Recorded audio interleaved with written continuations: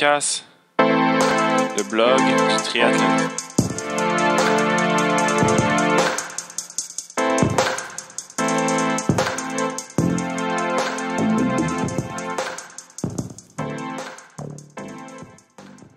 Puis en plus de toutes les courses ITU que tu fais aussi des courses avec en France, avec la division 1, je crois. Ouais. C'est quoi ton... Puis en Allemagne aussi. En Allemagne aussi.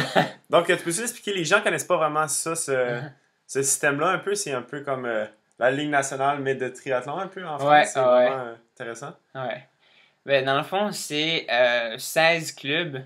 Il y a 16 clubs qui font partie de ce qu'on appelle la division 1, qui compétitionnent dans 4 courses différentes durant l'été. Puis, chaque équipe a le droit à, je crois que c'est 5 personnes par équipe. Puis, c'est les 3 meilleurs de chaque équipe qui font des points à chaque course. Puis après ça, t'additionnes les points que chaque personne fait. Puis ça va déterminer le classement des équipes après chaque étape. Okay. Pour couronner après 4 étapes le champion national des clubs. Puis là-dedans, chaque équipe dans le circuit français a l'obligation d'avoir au minimum 2 Français dans l'équipe. Okay. Et moi, étant donné que j'ai ma nationalité française, c'est utile. Ah, t'as la nationalité française aussi? Ouais.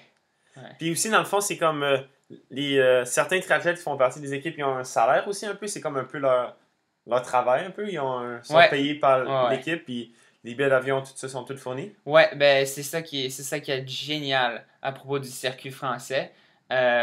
C'est que ils sont capables de, dépendamment du calibre d'athlète que tu es, tu peux aller te faire...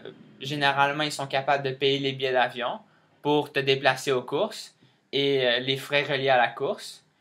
Puis ensuite de ça, avec les résultats que tu fais, il y a une grille de primes que tu peux faire. Fait que c'est vraiment une bonne manière de faire un peu d'argent puis d'avoir vraiment du plaisir. Oui, puis accumuler l'expérience, parce que le niveau est vraiment élevé. Ouais, ben c'est ça.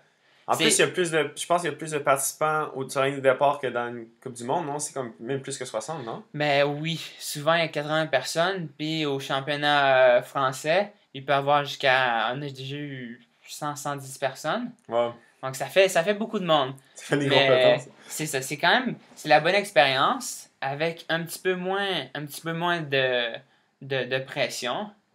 Puis c'est vraiment le fun. Parce que c'est vraiment plus décontracté.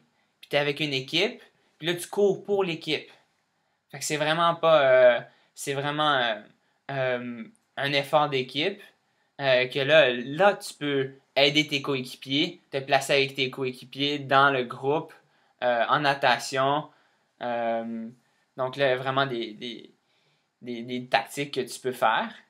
Puis c'est là que c'est vraiment plus intéressant de juste avoir comme des courses d'équipe dans un sport qui est habituellement plus individuel. Ouais. Puis aussi, ça te permet de voyager beaucoup quand même en faisant ça. Ouais.